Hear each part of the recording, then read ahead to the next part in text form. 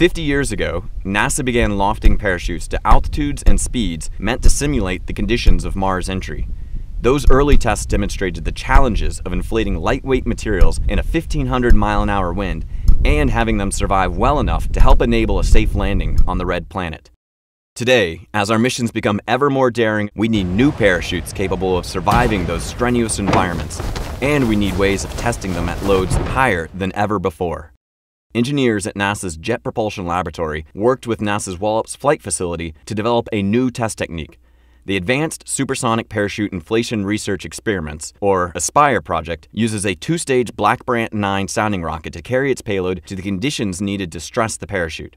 The rocket is launched out over the Atlantic Ocean and ascends to altitudes where the atmosphere of Earth mimics the atmosphere near the surface of Mars. The third and final ASPIRE test launched on September 7th. The parachute was deployed at nearly twice the speed of sound.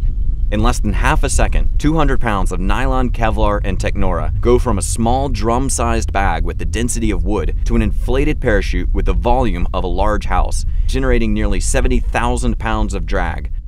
In slow-motion images, you can see the rapid emergence of the parachute as it begins generating the drag crucial for deceleration at Mars.